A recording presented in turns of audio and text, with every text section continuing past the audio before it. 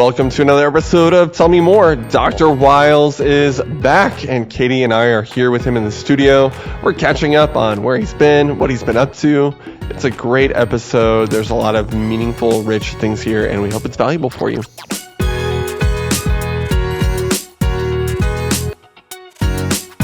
Well, I'm really excited. Everything feels right in the world. We are all three. The OG cast kind of is back in the studio. So we're here. If you're watching, you already see it. But if you're not, you've got me, Katy Reed-Hodges, the original host of the podcast. That's right. Yes. You've got Dennis Wiles, the original talent, I'd say, and then a quick addition who's been here with us for a long time, Luke Stehr, and we're all three here. We're here. It's not Monday morning. It's Wednesday afternoon. Monday morning was MLK Day, which we now take with good. That's a good thing. Good due respect. But it's the one federal holiday named after a Baptist pastor, so I kind of feel like we should. Yeah, let's get on board. But we're coming in with so much that we could talk about, so I'm just going to get us started. Go, let's roll. Katy, go. Well, first of all, Dr. Wiles, we think, Luke and I were talking, today is the 22nd. We think this is your first podcast in the new year. Feels like it. Because I did the ladies on the first 6th or whatever that was. Heard about it. And then last week we had Ryan Chandler in here with us. And now you're here. Wow. So Happy New Year. Happy New Year. Happy New Year. And Happy New Year to the Tell Me More faithful audience. To all of you. Yes. We want to know what you've been up to. We hear you've been out of the country. Oh, my goodness. I've lived a lifetime since I've seen y'all again. Like it. Oh, yeah. man. You were talking about the red dirt in your lungs, the Bible study, and as you walked into this room, the last time we saw you in here, it was last year. Yep. You were finishing together. Correct. That is correct. Yeah. That is right. So we have a new in the preaching light. series. We have a new year. Yes, we have a new it's season all for our started. church. You have been to a couple of continents. I have. Really via a couple of continents. Correct. You spent significant time with our ministry partners on the ground in Sierra Leone. I did. I've You've been in made West it back. Africa. Yes. And you could talk about whatever, but I think I'm most interested, maybe our listeners, about your time in West Africa. Yeah. Because we, the whole church, people listening to this, have been significantly invested Yes. for a long time, and we want to hear time. about it. So Tell report us back. more. Well, it was an incredible trip. And the reason it was an incredible trip is because what's happening there is incredible, I guess. So we did go to West Africa. Cindy was already there. She'd gotten there with another one of our board members from Restore Hope. But we went to see kind of a joint venture, to be honest with you, First Baptist Arlington's work, and then work that Restore Hope, is overseeing, and connected with partners. But Restore Hope provides the platform for First Baptist Arlington to even be in the country. So it's all Restore Hope connected, but there's some that's really specifically First Baptist Arlington directed. Others is First Baptist Arlington supported, and others would be, I guess, viewed as partnering with First Baptist. So we got to see all of it, and it's everything from ministry that's taking place in very dense urban settings with some of our partners. We visited one of the schools that we actually broke ground on back in 2017, had 23 students. It now has over 1,000 students. It's a private Christian school. Okay, let's not miss that. So you started it when? 2017? 2017. With 23 students. 23 students. Now And has now- over 1,000. Wow. 7 years later, Yes, I guess pushing 8. Yes, It's got 1,000 It's students. incredible. Yeah, that sounds incredible. And, that's worth the podcast in itself. Yep. Yeah. One of our Baptist pastors, he and his wife oversee the school, and he's one of our primary partners there. And then we visited with our workers, Gabe and Seda, and our primary church planting partner with Gabe and Seda, Pastor Emmanuel. We had a chance to spend some time with him and to hear his testimony and see what's happening in that ministry. He's got about 150 church planters out of his ministry that we're directly connected to. Our church family has provided all kinds of things for those planters, motorcycles primarily, and audio Bibles. That was a youth camp emphasis, 3 or 4 years ago, which is really cool. Youth camp raised enough money to provide one of those. Right. So it's just neat. And it is an incredible, unbelievable gift because they're working in remote areas where there literally aren't roads, there are footpaths for the most part, and these motorcycles make it possible for these evangelists to get into those areas much easier. And the audio Bibles are serving as the leaders for Bible study groups. The African ministers there call them the pastors of the church sometimes, because they don't have anybody to live there, so they leave the audio Bible and then they go back, a month later and follow up on all the research questions. And then we were able to visit about our medical strategy, where we're taking medical teams in, and which we have a medical team there right now, worth repeating. Yeah, Cindy's still there with the team from our church. Pray for him right now. Right. Listening. Incredible work. Just if y'all could just see how remote it is. And the resources. Yes. They can't. No, we're providing things that really make a tangible difference in their hygiene lives. training. Yeah. It's actually truly extending people's lives in very real ways. And it's beautiful. But from that strategy, on average now that we've been doing this since 2018, between 5 and 6 churches get started every year on the heels of medical work. And so in December, Pastor Emmanuel baptized 200 new believers from that work. And since last year, when we went in this region with the medical trip, 5 new churches were planted and 95 believers were baptized there.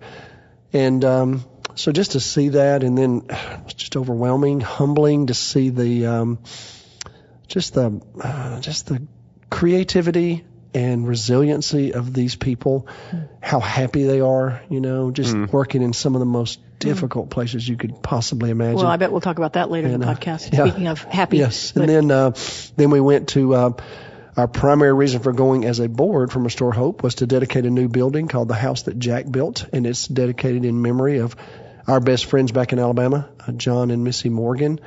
We grew up together, John and Missy and I did. We were in high school together, and John and we were in each other's weddings, and so we've known each other pretty much our entire lives. He's a medical doctor back home. And but their son, Jack, died 24 years old in his sleep unexpectedly about 3 years ago.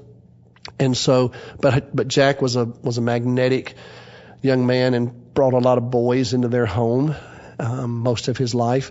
And so we have a transitional care facility in Bo, Sierra Leone, for boys, helping them get from the places of vulnerability to be actually evaluated. What are they transitioning from and to? Yeah, the police bring them to us because they're either being trafficked or they're found on the street or they're incredibly vulnerable or they've been taken from their homes and have literally nowhere to go. And so we have social workers, we have a whole group of folks, trauma care experts, to help get the boys evaluated. We have a temporary place for them to stay, and then we eventually place them in homes with caregivers.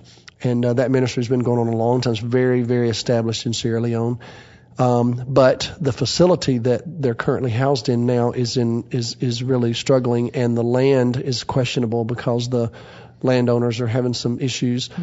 And so about a year ago, we decided maybe we could help them. Restore Hope and helped. And so purchased some land, and one of our church members, Aaron Evans, is an architect, and Aaron drew the plans for the new campus, for the new transitional care facility. And we dedicated it while we were there, and they named it the House That Jack Built, after Jack Morgan. And Aaron was there. Aaron was there. Aaron and her husband Jeff. And her husband Jeff came to see it for themselves. That's incredible. Very cool. All the boys that are going to be living there, and it's not quite finished. The construction isn't, but it's almost done enough for us to dedicate it. But we had members of Parliament from the Sierra Leone government there, the Ministry of Child Welfare and Gender Services. The deputy minister came, which is the second highest ranking official in their government for that, that particular branch of government. The police were there and talked about how this is the place where they know they can bring the children, and the children will be taken care of, and they will be transitioned to where they can get from being in that point of vulnerability, be evaluated, socially, medically, those kinds of things, and hopefully get them to the point where then they can be placed in a caregiver's home. So that was very humbling to be a part of that and to see all these boys and to get to visit with the leaders of that ministry. It's a pastor, his name is Sar, and his wife Sebatu.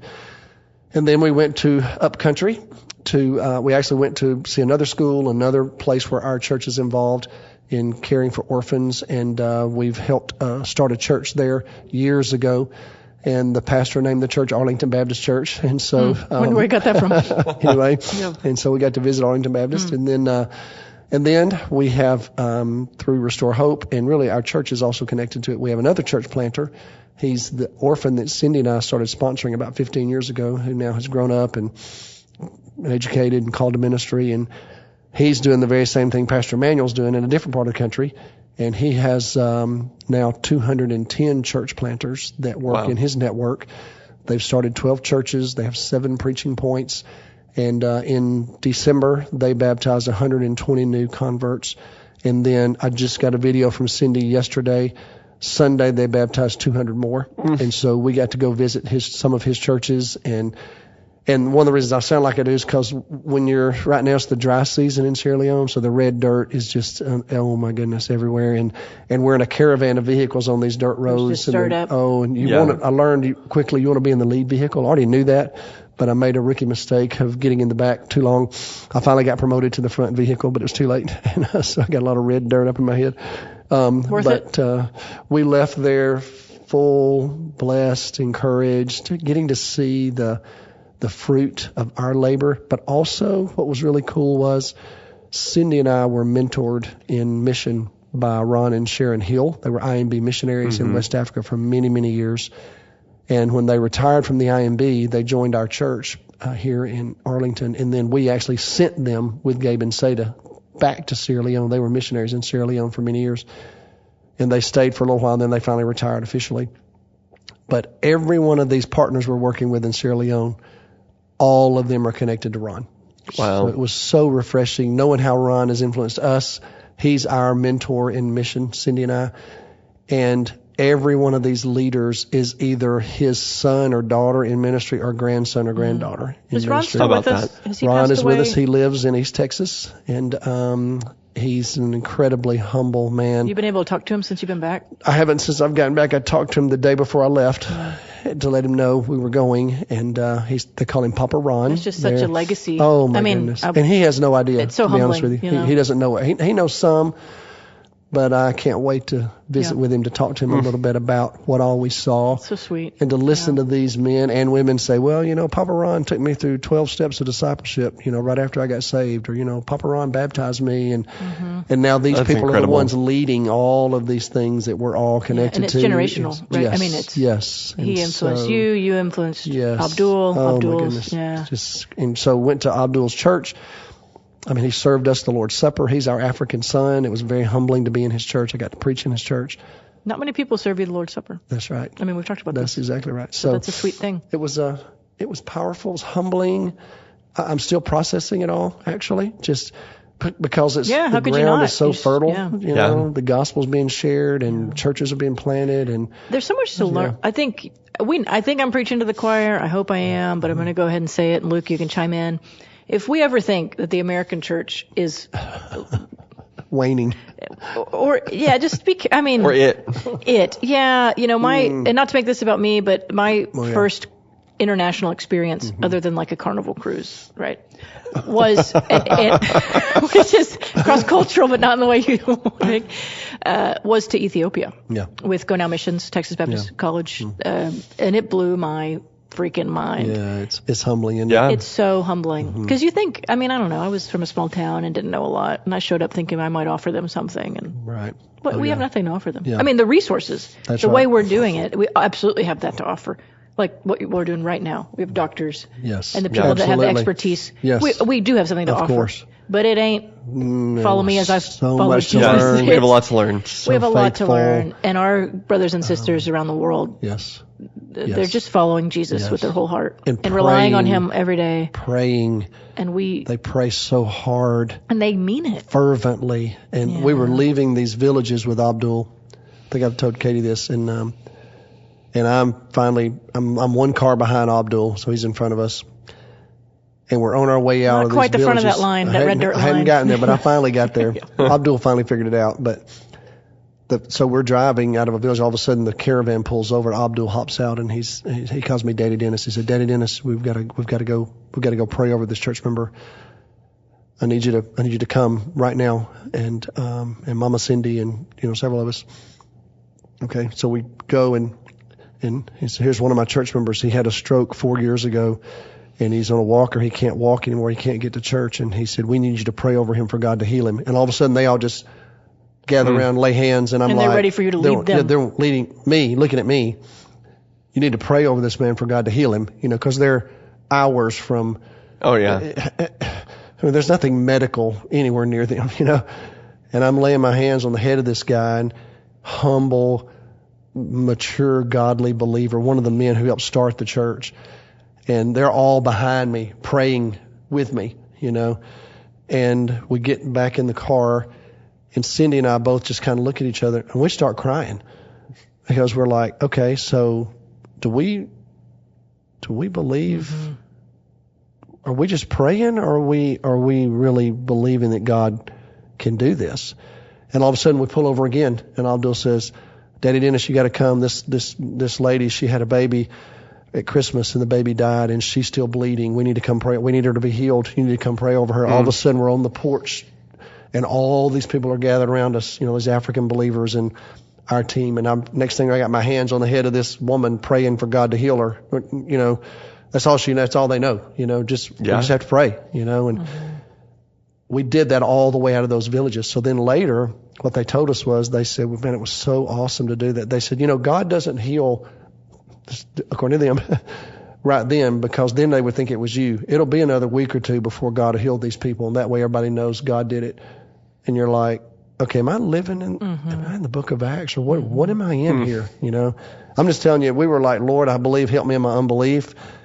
And all of us, all the Americans. It seems like you always come home with a deeper belief in the Holy Spirit. Yes, you have to.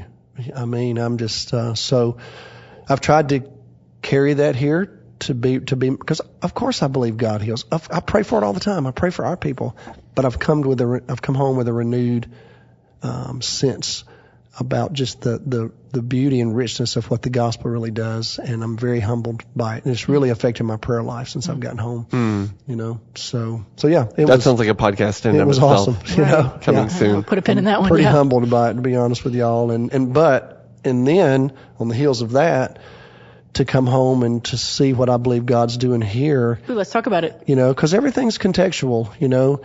I mean, and God's in all of it. Yes, right. He is, and He makes Himself known in so many different ways. And we've been praying for and planning for this launch weekend, and I had no really, I don't know what my expectations were in terms of just the number of people that would show up and come and just see what this is all about. And now we've got over 700 people signed up to come. I think it's like it's not too late. I think it's like 740. Yeah, you can still sign up. We'd love for you to be here. FBCA.org/launch. Yeah. The quicker you can do it, the more it helps us plan. Yeah. But you can walk up. I mean, just to be honest, we're not going to turn anybody away. Right. We may run out of chicken sandwiches, but that's a good problem. But just excited about it, and just even meeting today with church members who are actually engaging in some spiritual enterprises that come right alongside flourishing without even knowing how to connect to what we're doing just yet. And so it's been full since I've gotten home. I'm just very, very humbled by it all, and grateful to the Lord, and about to head out of here again. So, go just to Western Europe setter. And then go to Rome and do my Rome trip with our team. DW International, huh? I know, it's kind of crazy, and but it's all good. But I'm loving it. I'm loving what I'm seeing here, and I feel like God is just really, really at work. Sunday morning to me, the Sunday I was gone, I will be honest with you, I watched the service and I could just feel the Spirit of God really when I watched that with Oza here. I love Oza, and he's such a deep man of God and a great leader for us as Texas Baptists. And I was preaching on Psalm 1 at my African Sons church, and Oza's preaching on Psalm 1 here at my church, and just felt this really deep connection between us and our churches. And then to be back at our church Sunday morning for me was really, really meaningful. And we had a sweet day. It was Martin Luther King Day, so I went to a service Sunday night with my colleagues around the city, just being reminded of, a Baptist pastor has had such a profound impact on our society. because a lot of people forget that Martin Luther King was a Baptist pastor who preached on Sundays during this entire civil rights movement.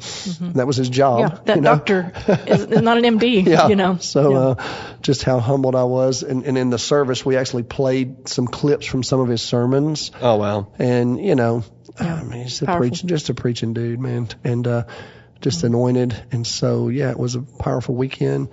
It's funny, Sunday morning, Katie and I were talking about coming in. We had a baptism Sunday morning. I want to hear. Can we talk about it? Yeah. Okay. Because the podcast is designed to tell us more, both what you wish you had more time to say, but in general, more than the average church member would participate in on a Sunday. Right. This Sunday, hopefully in the 11 o'clock service, hopefully you had a great, I don't want to say experience. It's not a production. No, it's a worship service. Of course. But we try to limit distraction. Yeah. And we do hope that it was seamless in your eyes in terms of just participation. Sure. But I want you to know that behind the scenes, it was not seamless. But we're running a little bit late. Let's just talk about it. We're running a little bit late I with can the give baptism. my POV. You can give your POV. Yeah. So I'm up in the Baptist room. We're running a little bit late. I'm doing the welcome at this point. Yeah. So we had it scheduled for a certain point in the service, but we weren't ready. And Ashley had told me, we've decided you need to go long on the welcome. Yeah. And give us time to get dressed behind the scenes and that kind of thing. So Yeah. I'm up there doing my best to steward that well and give people every piece of information that they need to know. Anyway, then I get a text. And the confidence monitor says, actually, no, we changed our mind. Just get off the stage, basically. Yeah. So we can't get there. So. That's my POV. You can now. What was going on behind the scenes? Well, we're getting ready out there, and it was awesome. It was very sweet. Oh my goodness, every baptism is sweet. Yeah. And congrats to Leah. We're really proud of you and proud for you. But it was really cold up there because not the water. The water was great, but we have the sanctuary's old, as y'all know. That building's old. And and we have done complete renovation of the HVAC, but there's one little section there that it's one of those either or kinds of things. And so if you choose to heat a certain part of that front part of the building, that shields the heat from the baptistry area. Mm-hmm. And there's no vents directly in. That is correct. So the men's and women's changing areas, right? It's kind of the ambient heat that comes through.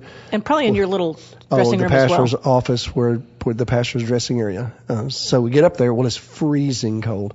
So that also is a part of the delay, trying to think, okay, so then we said, well, let's put one of these space heaters. We run up there and put that space heater in. When we do it, it blows all the breakers up there, so there are no lights. Which, if anyone has been dark. up there, if you've been baptized up there, there's no natural light. No, there's no windows. Dark. There's no windows outside of those windows. Like, There's where's nothing. the nearest natural light? Exactly. Like, you tell me. Yeah.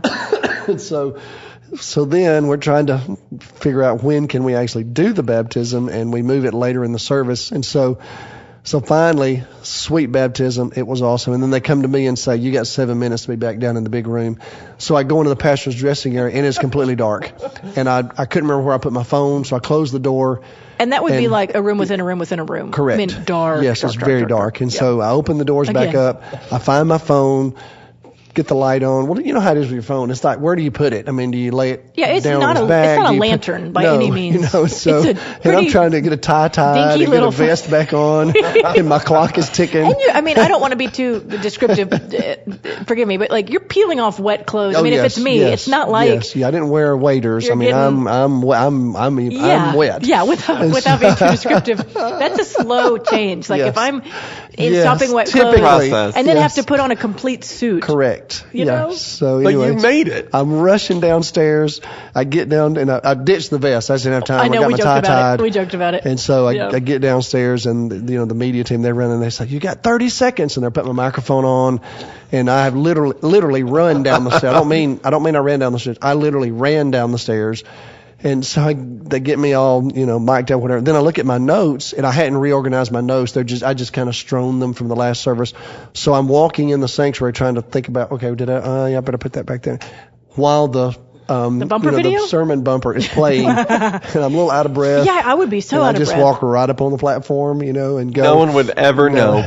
Well, and you had said that you were thankful because we played a video during the service. Yes. If y'all watch this, there's a video during your message of Ryan Chandler and Amy.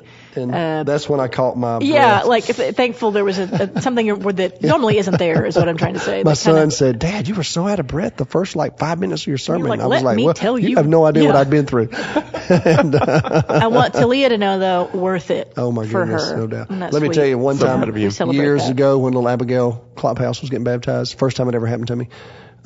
We go up there in the morning, kind of like that. Yeah. Not the timing part, but just whatever. And we get up there. Well, the baptistry heater didn't turn on. So it's Ooh. freezing water, Yeah, which happens. And it was just like, it was bitter cold. Oh, man. And little Abby, she was much younger, Emily's daughter, and us.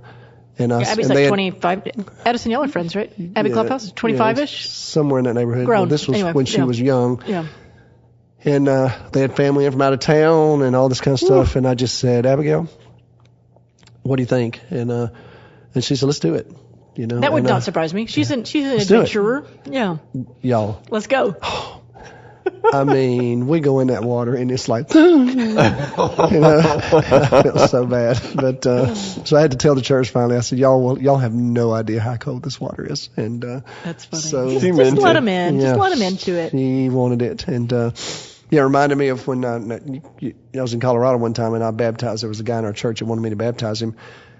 And we were on a trip together and we kept talking about it with another church member. And he just said, would you go ahead and just baptize me right now? And we were hiking in Colorado, one of those Colorado rivers, streams up in the mountains. Which so they're we- rivers because of snow melt. Yes, I that's mean, right. that's how they become Freezing rivers. cold. Oh, my just to be gosh. clear. And we're not They don't have dressed. time to warm It wasn't up. like we Yeah. dressed, we're just wearing hiking clothes or whatever. And Tim said, would you baptize me right now? And he points down off the path. He said, let's just go right down there and baptize. And I said, Tim, dude, it's cold. You could probably look up and We see may the die. snow that it's coming Yeah, from. I that's mean, right. at that point, yeah. He said, I don't care. And so here's what we did. We go down and Mike Steger was hosting us. So we go down and Steger agreed he would represent the church. And I said, all right, Tim, I'll baptize you. So I put my foot in the water and I said, Tim, Nope. are you really sure you want to do this? I said, because I'm going to only be halfway in. You're going all the way under. And he looked at me and he said, Jesus died on the cross and suffered physically for how many hours? I said, I don't know. I can't think about that right now. And he said, a little cold water is not going to hurt me. He said, let's get in there and let's do this. All right, Tim. And I was like, okay. And we did it. That's the coldest I've ever been to baptize was that. But Abby's was pretty bad. But anyway, thank goodness we fixed that here now. Well, and so, I'm kind of circling back, but you had talked about where Cindy is right now Yeah. in Sierra Leone. Yeah. There's a baptism that's supposed to happen. yeah, baptism happened Sunday. 200 people were Oh, but baptized. they're telling a story about, we tried to baptize these people. Yeah. Oh, yeah. But we got there in the Yes, that was last year. Abdul and them the were tank going had to dried baptize, up. and there was no Tank. water. That's a Texas term. Yeah, there was no water. And they said, we think there's some water down the road a bit. And one of the guys went down and scouted it out. And there's a couple more. They'd walked like 2 miles. Well, this was another couple of miles. So he came back and reported there's water there. So they walked on down there. 86 people. Baptized 86 people. Walked all the way back. So I asked Abdul, I said, what was it like? I said, that's kind of crazy. He said, it was just 4 miles down and 4 miles back. He said, we sang and prayed the whole. It was awesome. Once again, Yeah. if we think we got it going on. Man. Come on now. Oh, But God is working everywhere. He's going to work at our church this weekend. We're praying for it. I'm convinced. We trust of it. I am convinced. Yeah. Kate, who's coming, Scott Hare's coming. These are great people. But the whole journey of thinking through what does it mean to flourish as a human being? What does it really mean to live an abundant life? How does that Yeah, do you look? want to speak to that? Can I represent maybe some of the people who are questioning, which Yeah. is a good thing. We want y'all to wrestle with this. Sure. So I don't mean to be, you're not antagonists, you're not whatever. But I think on initial first blush, people could say, well, is the goal really to live a 10 out of 10 life? Yeah. Or, Jesus suffered, all right. the disciples were martyred, Yeah. what's your That's kind of your first response to that question? I would say that is a 10 out of 10 life. If you're going to live the life God has intended you to live, you need to live it to the fullest. Don't you want to live it to the fullest? Even if it means it's going to be glorifying God in your suffering. I still want to be flourishing in that, because I believe God is honored when his people suffer righteously, when they manage their emotions correctly, when they can give testimony and witness to what God's done in their life, regardless of what their circumstances are. To me, that's a part of being able to flourish. Now, it could be that you're at a point in your life where all things are good. That's certainly a goal that I think anybody would have. But when Jesus said, I came so that you might live and live abundantly, to me, that's what I think he meant. And I don't want to miss out on it. So I don't want to miss whatever will prepare me to be my most effective self. to be the very best self that I can be, that God designed me to be in Christ. That to me is what this is all about. And it'll look different in every season in life. You know, if I were 25 years old, well, I think that's with a my whole follow-up life question in front I of have. me, Yeah. well, then flourishing to me may look like this. Yeah. If I'm 85 years old and most of my life is behind me, well, you know, I want to flourish well all the way to the very end, you know. So yeah, I think those are the questions too that I'm somewhat making up, but somewhat hearing feedback. You know, if I'm recently divorced, right, and I'm trying to figure out this whole new life, do you really expect me to flourish? Like, is that even realistic? Or if I'm past my prime, or at least I see myself that way, do you really think I can flourish? You know, I think that's absolutely. Where does that meet our people? Yes, to me, it's finding God's best in every season of your life, and I don't mean it flippantly, like, you know, that the Lord's just going to make it smooth sailing. I don't believe that for a minute. I think sometimes it's very difficult, but you can still flourish in it. You can still find God's hand and experience His blessing and His peace and His hand on you to where you can be useful for His kingdom. You know, like I can remember one of our church members who was going through cancer treatment, really struggling. It was very difficult. And she would show up at the cancer center for her treatment and bring food for all the staff.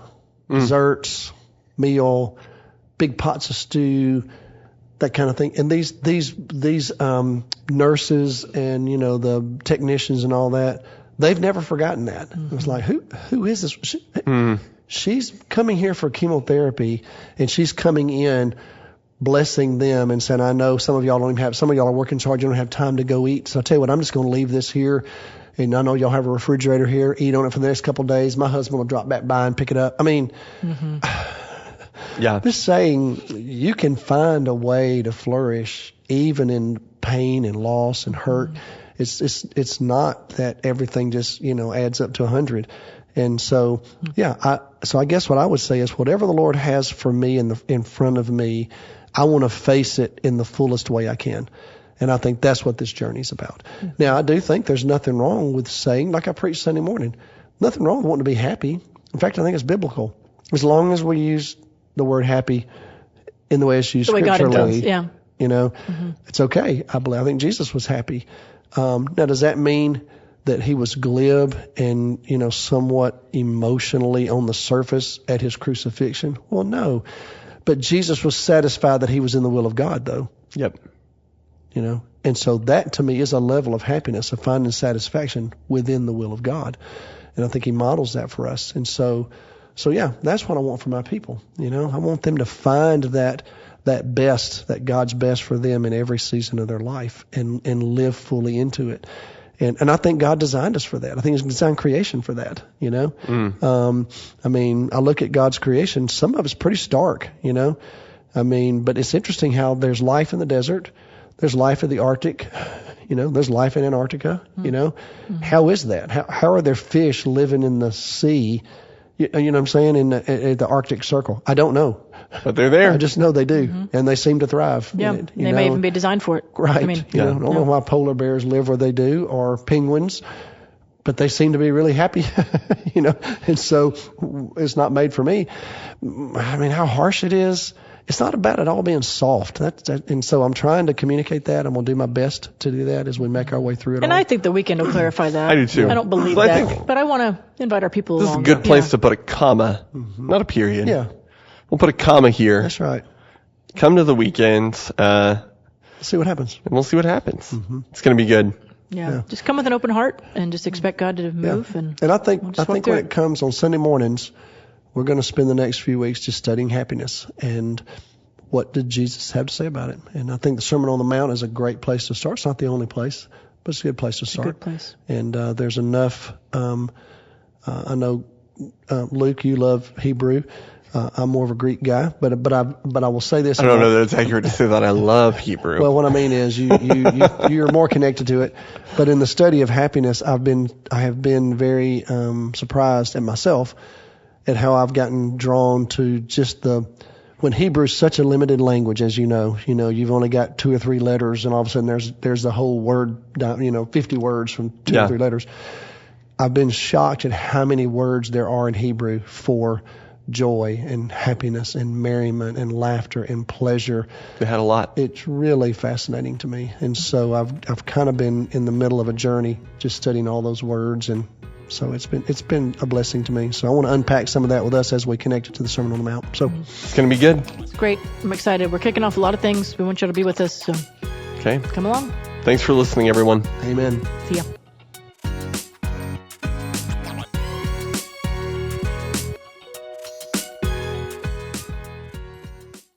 Thanks for listening to the Tell Me More podcast today. You can subscribe to this podcast on your app of choice, or you can visit us at fbca.org to find out more information about the podcast and our church.